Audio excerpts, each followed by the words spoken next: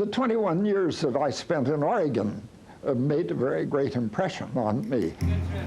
In the spring of 1991, Dr. Linus Pauling paid a visit to his alma mater, Oregon State University. Linus Pauling always enjoyed a party, no matter what age. He really enjoyed life.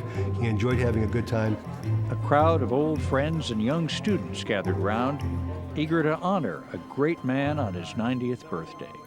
Pauling was a genius. He was certainly the most significant chemist that the United States has ever produced, perhaps the most significant chemist of the 20th century worldwide. By his early 20s, Pauling was unlocking the mysteries of the atom and the forces that bind them together. From the time he was late adolescent until the last few years of his life, he was a man who was learning new things, who really cared about science, who cared about people, who cared about students, and made major, even revolutionary developments in chemistry, in molecular biology.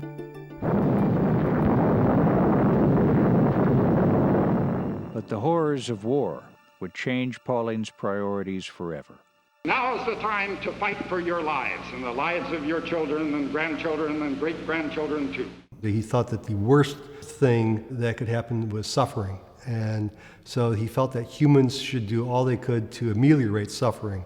During the height of the Cold War, Pauling and his wife, Ava Helen, challenged the world to stop the spread of nuclear weapons. He was condemned by different governmental agencies here who thought that he was acting on behest of the communists and doing something in their best interest rather than our best interest. He lost his passport 3 times. He had research grants revoked. He had his name dragged through the mud. He had death threats. And he became the only person in history to win 2 unshared Nobel Prizes. But controversy would shadow Pauling the rest of his life. And on the vitamin C stuff, he was labeled a crank and a kook. And I think many people still consider him to be a crank and a kook. He felt so convinced that orthomolecular medicine would be a means of improving public health that he was willing to suffer the consequences for making public statements. Through a century filled with the harshest criticism and the highest acclaim, Pauling held fast to his beliefs as a scientist, humanitarian, and citizen of the world.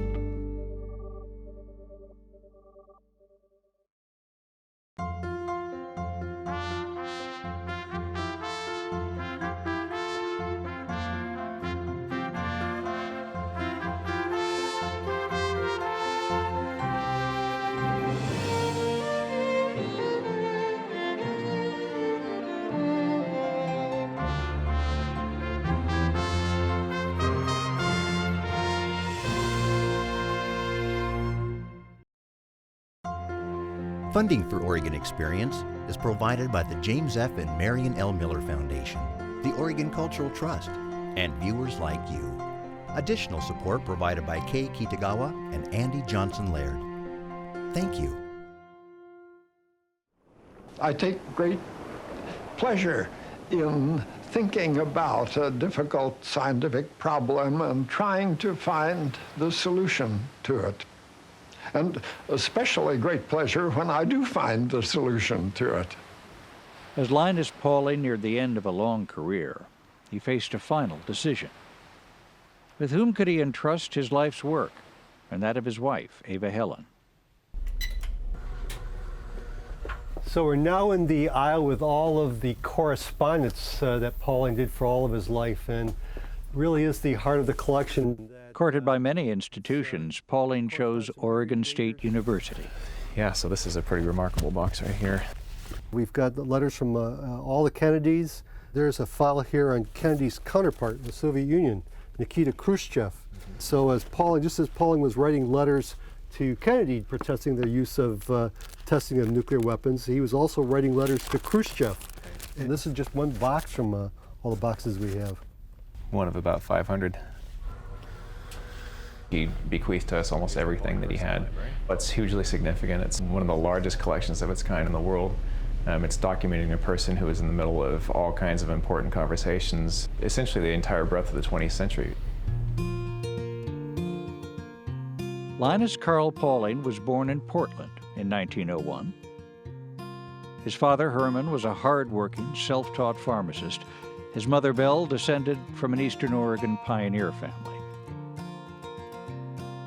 When Linus was 4, the family moved to the Wild West town of Condon, where Herman opened his own drugstore. Linus loved Condon. There were cowboys in the street, there were these hardscrabble Scottish farmers out in the hills. There was a lot of open space, and Linus was free to explore. He learned to be self-reliant in Condon. He learned to be independent. He could function on his own. He could think for himself. His insatiable curiosity pulled him indoors too, revealing an intriguing new world. Linus would tell stories about going into his father's drugstore. So there are these rows of glass jars along the walls that are filled with chemical substances and herbal substances, all with Latin names on them. And his father would mix and measure and pulverize and create medicines, actually help people feel better. That had a terrific effect on Linus. In 1910, a fire destroyed Herman's store. The Paulings moved back to Portland to start over. By then, 9-year-old Linus was devouring one book after another. His father was delighted and took a keen interest in his son's education. He wrote a letter to the Morning Oregonian, the newspaper in Portland, saying that he had a son who read a great deal and was writing to ask for advice as to what books he should get for me. My father died a few months after writing that letter, so my mother was left with 3 small children, including a boy whom she didn't understand very well. It was a terrific blow to Linus, a terrific blow to the family. They lost most of their savings. Linus's mother was mentally unstable and suffered from pernicious anemia, which was a blood disease that made her fretful and often unable to get out of bed.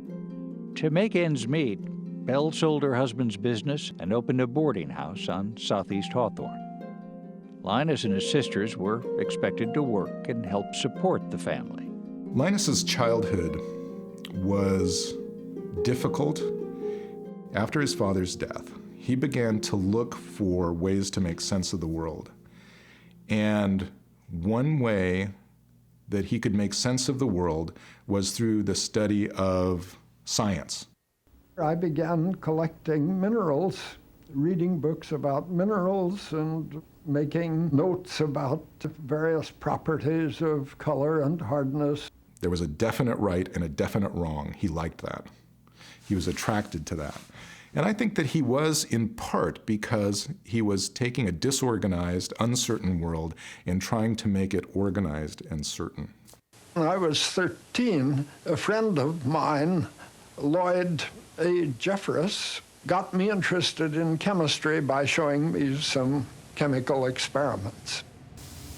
In his bedroom lab, Lloyd mixed a couple of chemicals, then dropped some acid on top. As he saw that firelight, Linus said that his mind lit up at the same time. Things happen with chemistry. He thought that was so exciting. So I think it was then that I decided to become a chemist.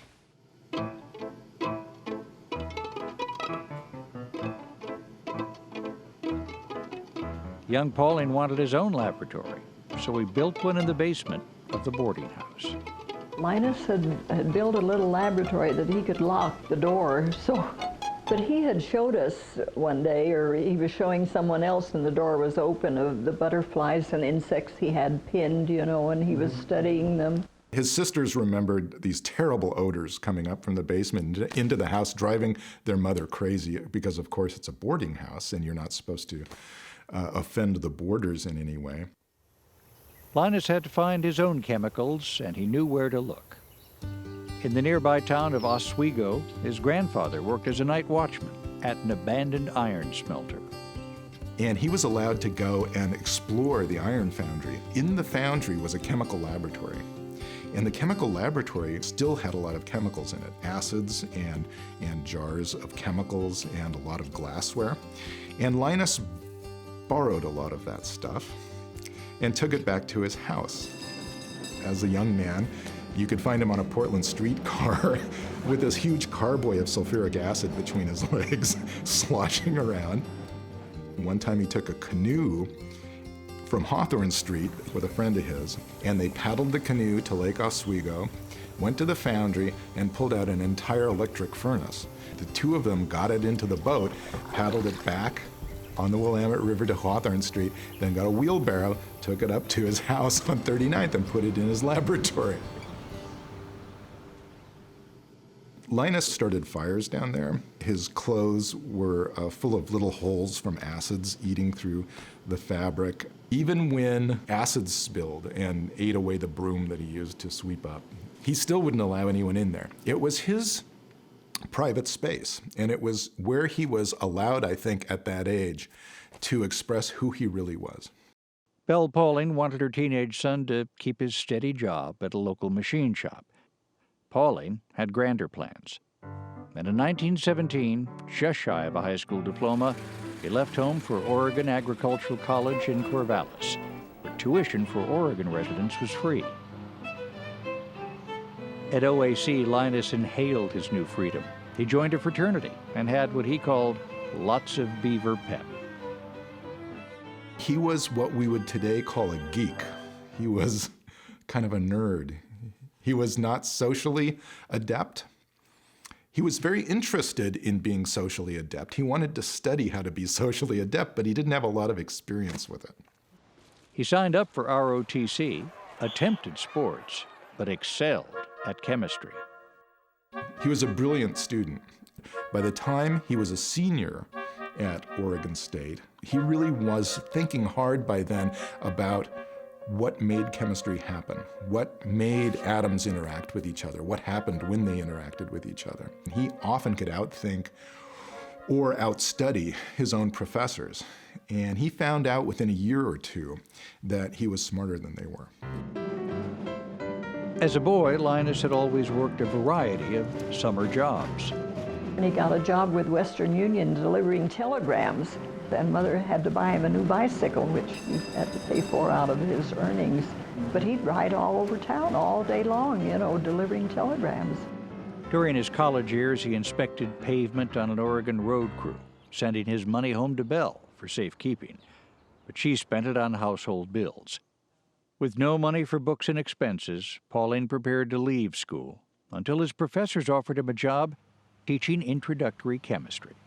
The boy professor would gain much more than teaching experience when he shyly walked into a class for home economics majors. I was a little taken aback to see 25 young women, but I opened the class book.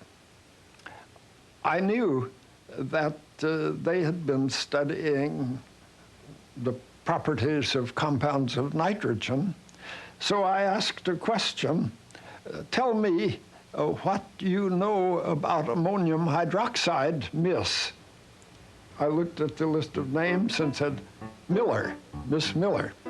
So she turned out to know quite a lot about ammonium hydroxide, and as I became better acquainted with her, I realized that she knew quite a lot about many things. Oh, it was an immediate attraction. She was petite. She was charismatic. She was extremely intelligent. She grew up in Beaver Creek, Oregon, in a farmhouse she was the 10th of 12 children. And her father, by all reports, encouraged political talk around the dinner table. Her dad was a Democrat leaning towards socialism. And she really grew up with those kinds of beliefs. Probably leaning very much towards social justice, because that's where her passions came out. Ava Helen was politically much more sophisticated than Linus Pauling was. When they got together, she taught him about how the world works from her perspective, and he listened very carefully. Within a few months, Linus and Ava Helen were engaged, but then miserably separated. Linus left for graduate studies at the California Institute of Technology in Pasadena. Their daily correspondence helped bridge the distance, but fanned their desire. In 1923, they were married in Salem and made their first home near Caltech. She had a great influence on my life, all the rest of my life. Deeply in love with his wife and his first love, chemistry, Pauling was on top of the world. He was about to start changing it, too. Pauling arrived in Caltech in the early 1920s. And people at that time didn't really know much compared to what we know now. They didn't know much about the structure of substances. Pauling wanted to know how they were all built because he believed that the way the atoms related to each other, the structure that they created, this molecular structure, was the key to how molecules behaved the way they behaved.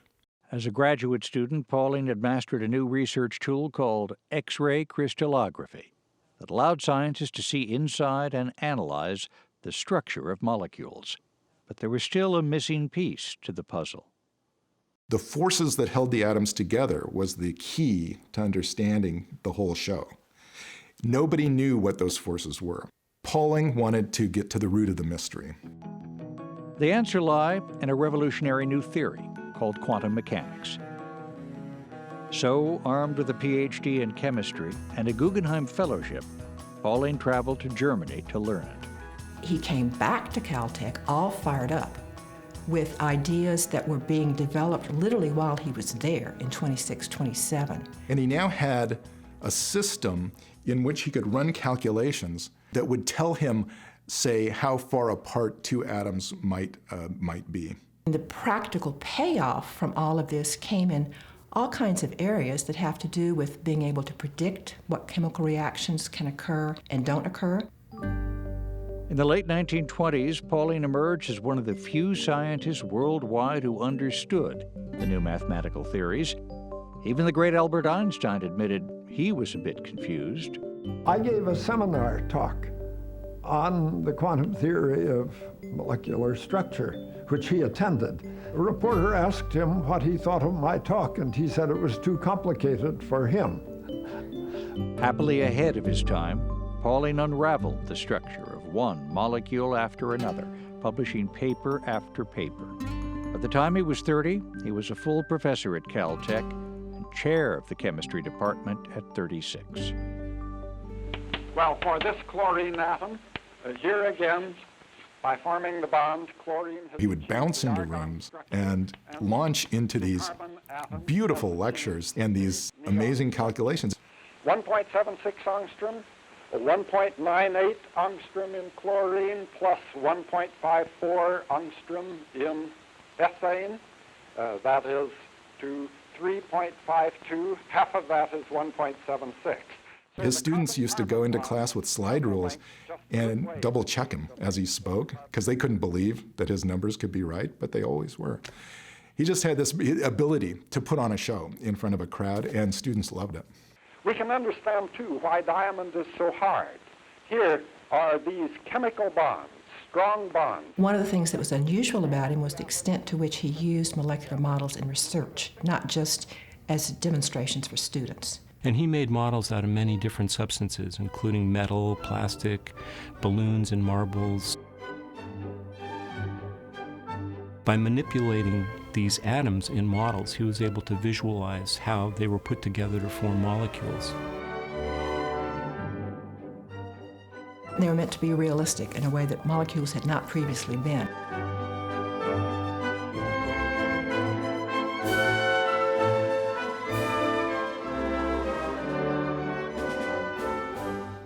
Pauling's brilliance, I think, was marked by the ability to cross boundaries between disciplines. You weren't a physicist and a biologist in the 1920s. You were a physicist or a biologist. Pauling didn't see the sense of those kind of fences between disciplines. He leaped over them. If he saw something in physics that he thought might have an application in chemistry, he would study the physics. He worked all the time. Ken Hedberg was a graduate student at Caltech when he first met Linus Pauling. You know, he was a thinker. He was always thinking about things, and he was an extremely facile writer. So he could think about things and actually begin to write the paper before the thoughts were complete. You were extremely respectful of this distinguished man. He was kind of an old world gentleman. He had impeccable manners, dressed very well, and was very funny. Some people over time, I noticed, had accused him of being arrogant, but I never saw that as someone who worked with him and discussed things with him quite often. I think that he had a great deal of well-deserved confidence in his own knowledge and abilities. He was asked one time later in life how he had so many good ideas. And he said, if you want to have good ideas, you have to have a lot of ideas and throw away the bad ones. And that's how he operated. He had a lot of ideas all the time. From the time they were first married, Ava Helen believed her role was to help Linus be the best scientist possible. During graduate school, she helped him run experiments and kept notes, logging a few personal ones along the way. They had one son, and he was under 1 year old when Linus received the Guggenheim. And she told Linus that they should leave Linus Jr. with her mother, that she would accompany him to Europe, to Germany. And initially he was quite surprised. He had assumed that she would come, and he had assumed that the baby would come too. And she said, essentially, no, that would mean that we couldn't travel. It would be hard for the baby, but it would be very hard for us. And he will be fine with my mother.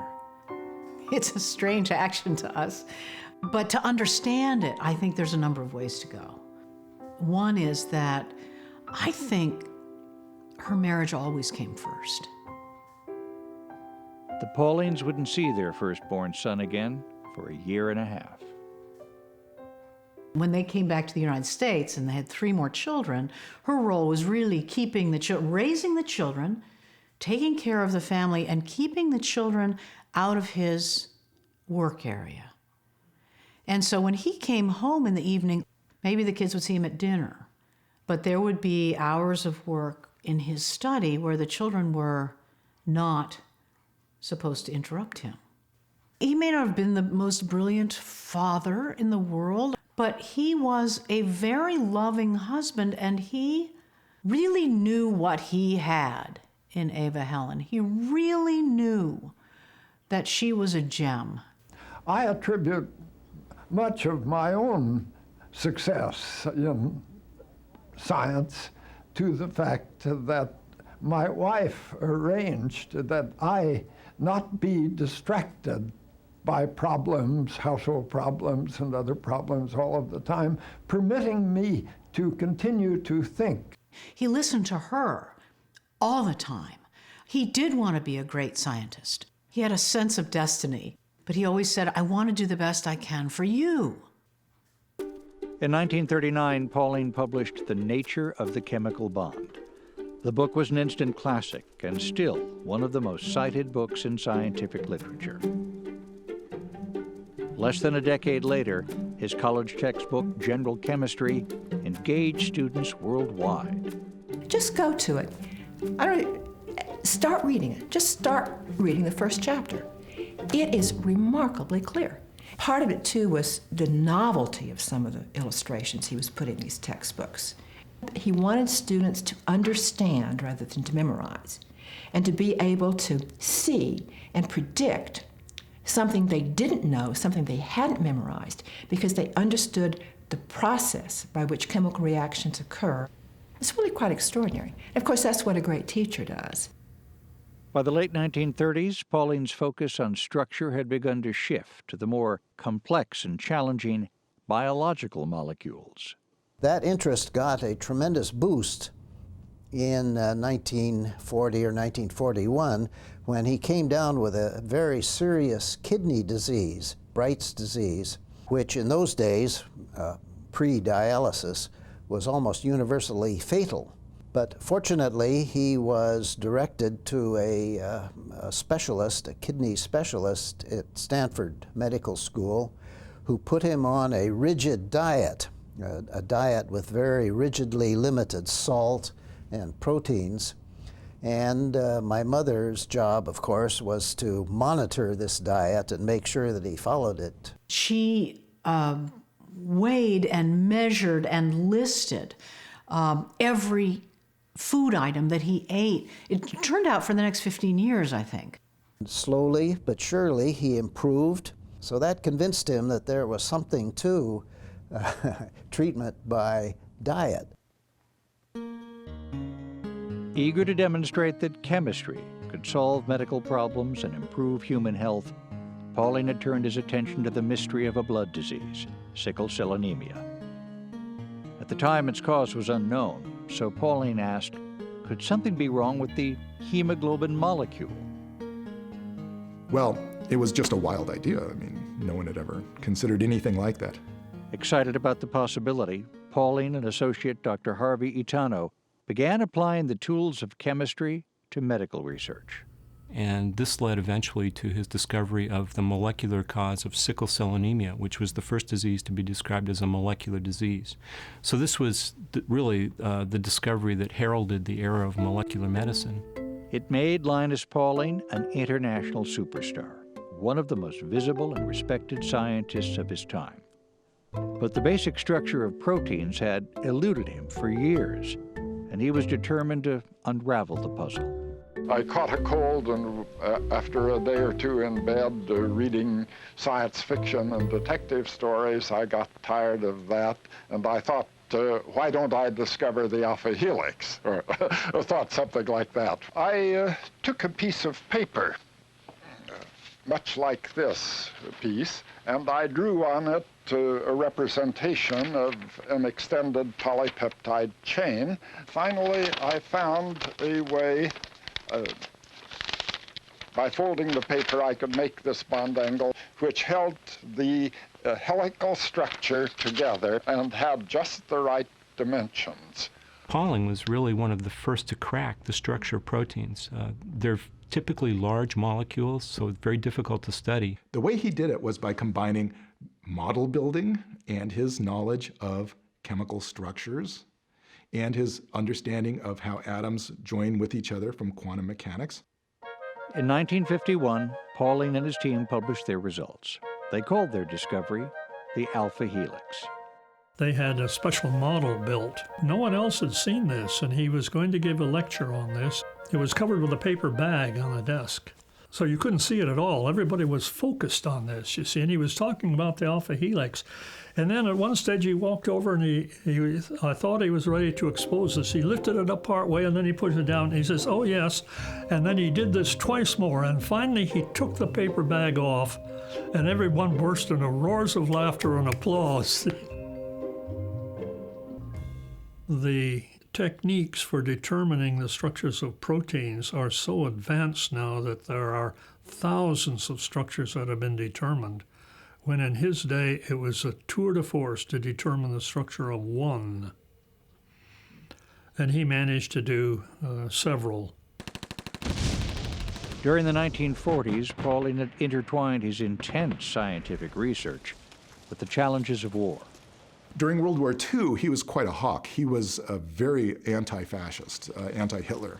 He thought that Hitler and Hitlerism was antithetical to science and the free communication of science, because Hitler's politics were to fire scientists if they were Jewish and to cut scientific communication. So Pauling did everything he could during World War II to stop Hitler. Government funding poured into Caltech. Pauling researched rocket propellants and explosives, built oxygen meters for submarines and airplanes, and engineered a synthetic form of blood plasma for emergency transfusions, a body of work that would earn him the Presidential Medal of Merit. All the while, Ava Helen's interest in social issues and human rights had been growing. By the late 1930s, she'd become active in the American Civil Liberties Union, and she and Linus had joined Union Now, an anti-Nazi group that promoted a system of world government modeled on the United States. Events near war's end would push Pauling's politics further left. He and Ava Helen had hired a Japanese-American gardener, just released from an internment camp, and Pauling's neighbors protested. Some neighbors came around and painted epithets on their garage, calling them Jap lovers and, impugning their patriotism. Pauling felt outraged that this had happened in America. It was a radicalizing experience for him. It deepened his resolve to fight for human rights, equal rights for all humans, and not necessarily to take the government line at face value. That sometimes it was necessary to protest government action. By and large, scientists, including Pauling, had shied away from public political debates, sticking to the impartial facts of research instead. But then, the bombs dropped on Japan.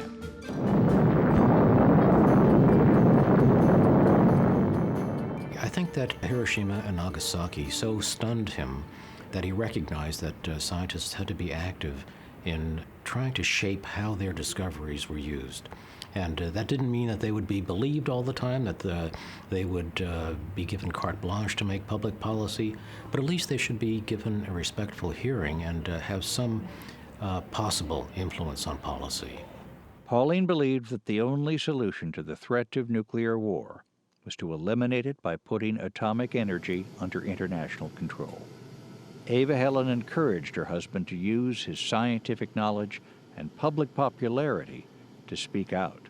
I think that she decided that the time had come when I should sacrifice some of my scientific work in order to contribute to the solution of this great problem, the existence of weapons that were so powerful that they might lead to the destruction of civilization if they were to be used. He was initially very successful because he knew stuff. Americans wanted to know stuff about the bombs and how they worked and what their effects were. Ava Helen would go along and she told him finally, you know the technical stuff, but when it comes to the political, economic, military dimensions of what you're talking about, you sound as if you're not sure of yourself, and you need to be sure of yourself. He never wanted to be demeaned in his wife's eyes, and so when she said that, he did learn it. And he learned enough about it to be able to be an expert in that one particular subfield of nuclear radiation and radiation fallout. So much so that Albert Einstein entrusted him to work with him on various committees dealing with nuclear nonproliferation. In 1946, Einstein asked Pauling to help form an elite group that would work to educate the public about the growing dangers of nuclear war. This is the original petition for the Emergency Committee of Atomic Scientists. And Pauling was put on as one of the committee members, the only non-physicist that was on that group. When the House on Un-American Activities was investigating a lot of committees like this, they asked Einstein to appear before them, and Einstein refused. Rather than appear before them, he decided that he would just disband the group. By the late 1940s, relations between the United States and the Soviet Union were growing increasingly tense. Soviet aggression in Eastern Europe had fueled fierce anti-communist hysteria, and Senator Joseph McCarthy was fanning the flames. This being part of the application for membership in the Communist Party. The belief was that atomic weapons were all that stood between us and Red domination. And we needed atomic weapons. We needed to keep them ours. For this could be your house and your window.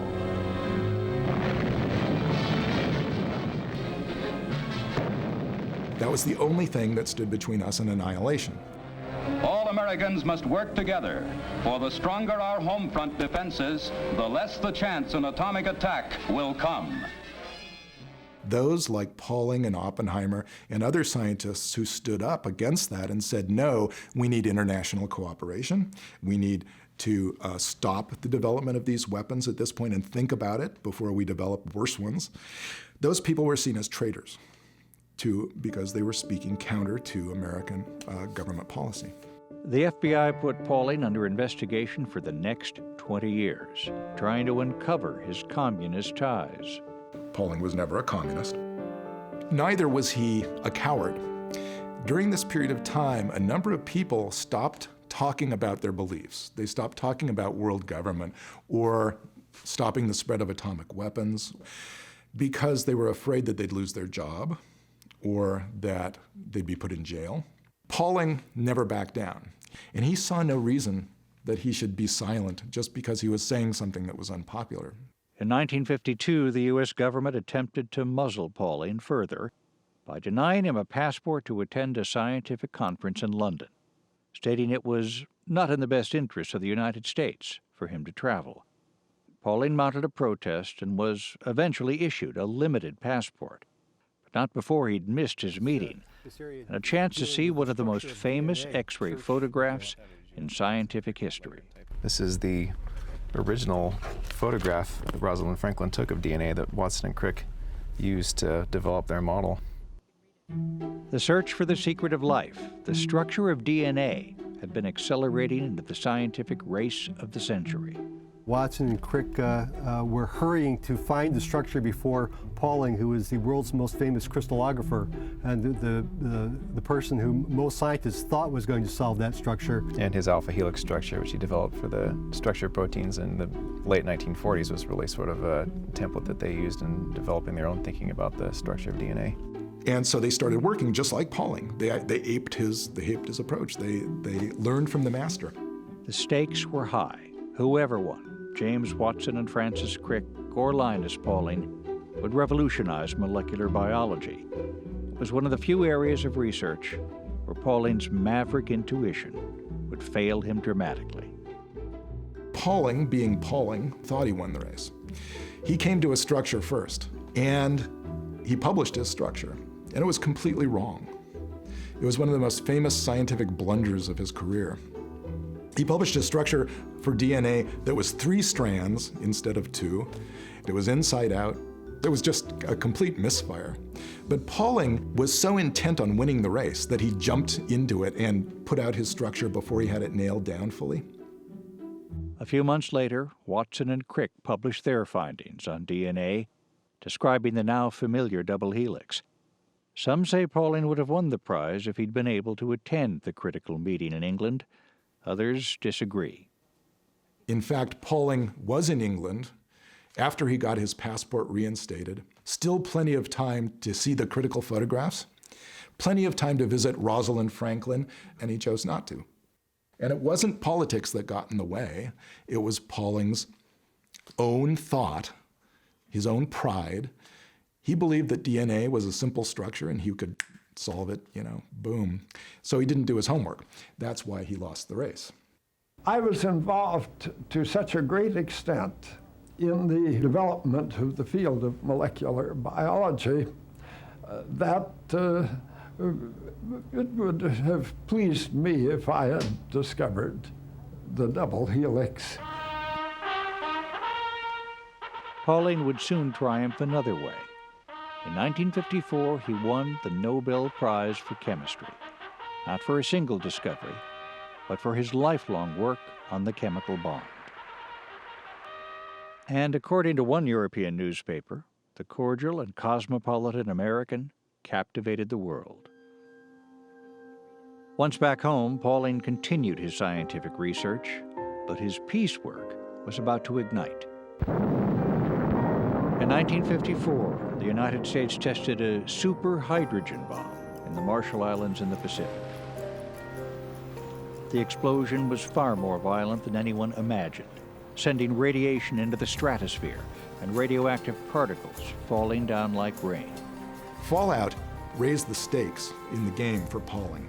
Pauling saw fallout, radioactive fallout, as a danger to the health of untold thousands of people around the world.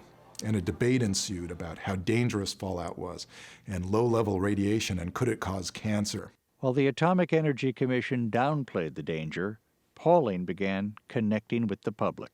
He talked about babies drinking radiation with their milk. He talked about thousands of cases of leukemia and the sacrifice of untold numbers of people around the world.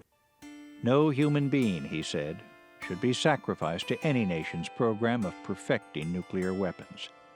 Pauling also believed that many scientists silently shared his views. So he decided to write and circulate a petition to stop the testing of nuclear weapons and send it to scientists around the world. Together, he and Ava Helen went to work. She stuffed letters. She wrote to the scientists that she knew. She was a wife who accompanied her husband, and she knew many of these men and their wives, and they liked her. In 1958, the Paulings presented their petition to the United Nations with 13,000 signatures from 50 countries. Albert Einstein, actually, he signed the petition twice, and Bertrand Russell also signed it twice, Dr. Schweitzer. But despite the petition, blasted by some members of Congress as communist propaganda, the testing of nuclear weapons continued. Pauling kept protesting. He wrote his first book for the general public, No More War, debated the dangers of fallout with the father of the hydrogen bomb, Edward Teller, and was perpetually grilled by the media for his alleged communist ties. Doctor, how do you explain this thing, for example, this House Un-American Activities, which said his whole record indicates that Dr. Linus Pauling is primarily engrossed in placing his scientific attainments at the service of a host of organizations which have in common complete subservience to the Communist Party of the United States of America. Not one of which was on the Attorney General's list, by the way, and this House Un-American Activities Committee never accused me of anything, never called me in. This is just an effort to keep the people from knowing what the truth is, to keep people like me from using their constitutional rights of free speech. With Ava Helen at his side, Linus Pauling became one of the most visible pro-peace activists of the 1950s and 60s. He inspired people across the nation, including his hometown of Portland, to protest and march against the threat of nuclear war. The time has come when we have to rid the world of the great immorality of war, and I believe that we are going to do it. And I believe that it is the duty of every human being to act on this conviction with words and deeds aimed against war, against the spread of nuclear weapons, and toward disarmament and perpetual world peace. Thank you. He spoke so often to so many groups, he made so many headlines, that he became known for his peace work more than he was for his scientific work. He was a courageous man, and he ran his life along the lines that he thought were proper. And the more Pauling was pushed in any one direction, the more he would push back. That was just his nature. His convictions would be tested fiercely. In 1960, a Senate Internal Security Subcommittee subpoenaed Pauling and demanded that he release the names of all who had helped circulate his 1958 petitions, especially those behind the Iron Curtain. Threatened with contempt charges and jail, Pauling declined. My conscience does not allow me to protect myself by sacrificing these idealistic and hopeful people, and I am not going to do it. As a matter of conscience, as a matter of principle, as a matter of morality, I have decided that I shall not conform to the request of this subcommittee. The committee backed down, and Pauling walked out a free man. As long as he felt sure of his facts, he was unafraid of taking on the U.S. government or the head of the Atomic Energy Commission or the president or anyone else. Yesterday, a shaft of light cut into the darkness. For the first time, an agreement has been reached on bringing the forces of nuclear destruction under international control. On October 10, 1963, a partial test ban treaty signed by the United States, Great Britain, and the Soviet Union went into effect. That same day, the Norwegian Nobel Committee announced that Pauling had won the 1962 Prize for Peace, an award he would cherish perhaps more than his earlier prize for chemistry. I received the Nobel Prize in Chemistry, somewhat to my surprise, because I had just been having a good time carrying on my researches in chemistry. The Nobel Peace Prize, I feel and felt, was a recognition that I had been doing my duty to humanity, to my fellow human beings, by working for the goal of world peace. But unlike his prize for chemistry, public reaction to the Peace Prize was mixed. Many remained disenchanted with Pauling's peacenik persona, and Caltech had grown weary of his left-wing political activities. He had colleagues at Caltech who did not enjoy the notoriety he was bringing to the school. And Caltech became less and less hospitable to Pauling.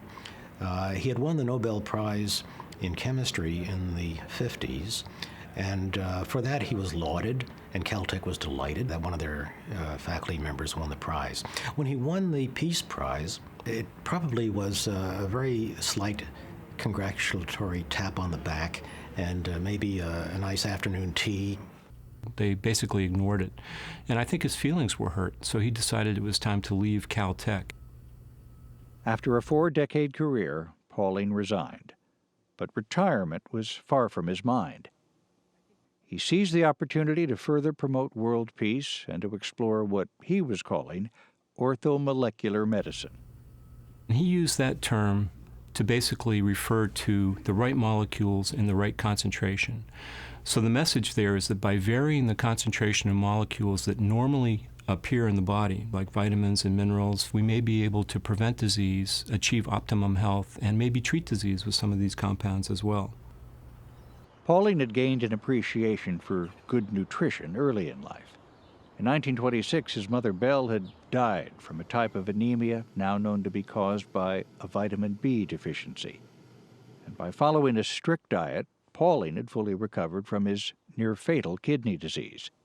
In 1965, he turned his attention to vitamin C. Pauling was giving a lecture in New York, I believe, when he was receiving an award, and mentioned casually that he would like to live for a long time because there were so many exciting developments in the science of chemistry, and he wanted to be around to see a lot of them. And when he returned back to California, he received a letter from Irwin Stone, who was a biochemist who had been in the audience of that award ceremony. And Stone said, well, I think that you might be able to live perhaps 50 years or more, and here's how. Start taking vitamin C. Now, Pauling had always suffered from colds. It was something that was a bane of his life. He would get serious colds, the kind that put you in bed, and he was tired of it. And Stone had specifically mentioned that there was literature that provided evidence to support the idea that vitamin C might be valuable in both preventing and treating the common cold.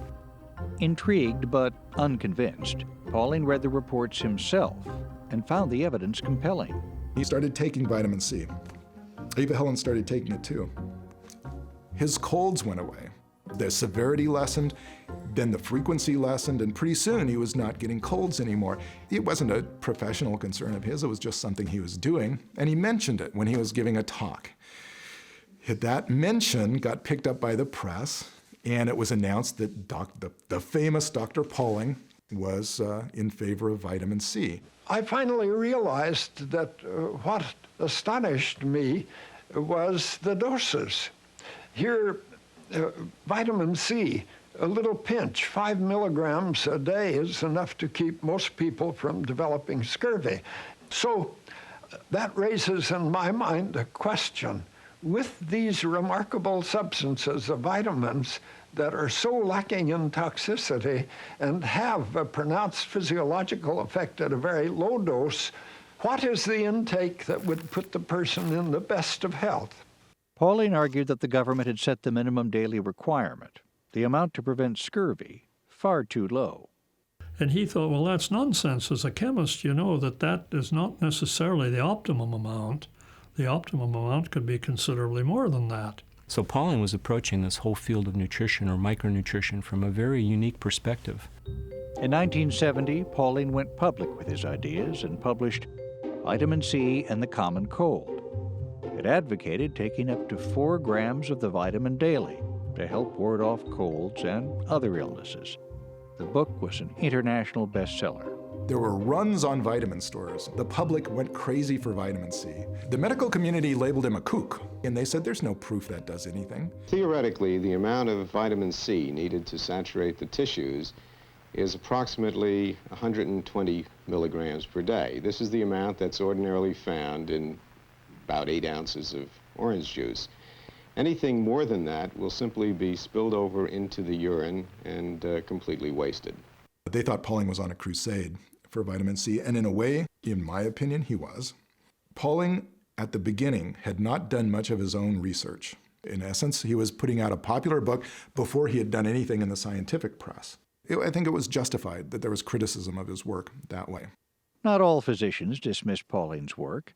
In 1971, Scottish surgeon Ewan Cameron wrote Pauling about his own work with high-dose vitamin C and a small number of terminally ill cancer patients. When Linus Pauling and Ewan Cameron looked at the results of giving high-dose intravenous vitamin C to cancer patients, many of these patients were living much longer than they were expected to live. And they also reported increased sense of well-being. And in many cases, they could reduce the reliance on narcotic drugs as painkillers. Pauling never suggested that people abandon good, effective standard therapy in order to take vitamin C, for instance, but he felt it would be a very important component of the therapeutic arsenal for cancer patients. But Pauling wanted proof. At age 72, he decided to start his own private research institute near San Francisco, along with several colleagues. And he finally convinced the National Cancer Institute to conduct its own clinical studies on vitamin C. But the results were disappointing. Unfortunately, they did not read Cameron's papers and had few discussions with Cameron or Pauling about the protocol that Cameron used in treating cancer patients. Pauling argued that the findings were flawed, but to no avail. I think the medical community believe we've given it a fair shake, it's failed, it's time to move on. But it wasn't the final word. Shortly after, Pauling and Cameron published Cancer and Vitamin C. Pauling's How to Live Longer and Feel Better followed 1986, another bestseller. By now, Pauling was pleased to see growing scientific interest in vitamin C as an anti-cancer agent and more.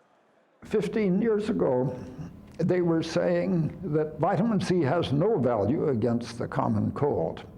Now, the attitude of the establishment, the nutritional establishment, is to say, well, it does seem to have some value. It seems to control the symptoms to some extent.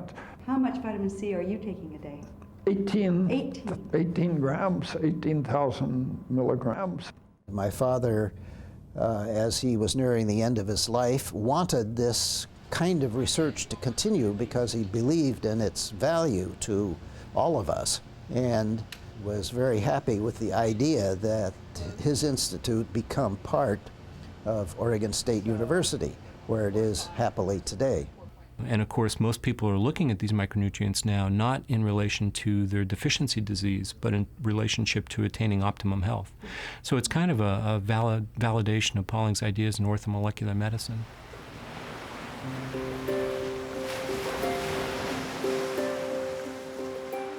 Linus Pauling died of prostate cancer at his ranch on the California coast in 1994. He was 93, still engaged in scientific research, and he'd never stopped working for world peace. His life partner, Ava Helen, had passed away in 1981 after a long battle with stomach cancer. Whenever asked what his greatest discovery was, Pauling always replied, "My wife." For him, immortality was essentially to have his life's work intertwined with his wife's, and that was going to be sort of their eternal bond, I think. And it was very important for him to have both her and his papers together. And so the official name of the collection actually is the Ava Helen and Linus Pauling papers, and that was by decree of Linus Pauling. Pauling wanted to make it as widely and freely available as possible. So I think that's something that Oregon State University and the Special Collections has prided ourselves upon. It's of enormous value. You know, science moves on, but the history of it is extremely important.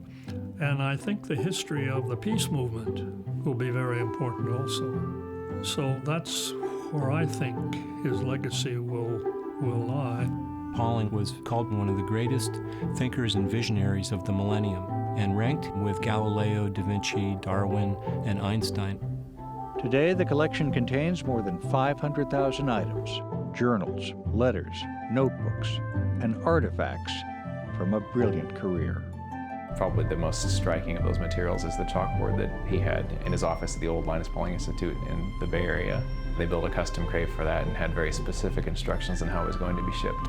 A very rich collection. How do you calculate the value of one man's life? The joy of discovery and unwavering belief in the human spirit. Perhaps I'm just an optimist, born an optimist, that human beings are wonderful. They have the opportunity to make the world a far better place than it is now, to eliminate much of the human suffering that is the result of war and of calamities and of disease. So I'm an optimist. There's more about Linus Pauling on Oregon Experience Online. To learn more or to order a DVD of the show, visit opb.org.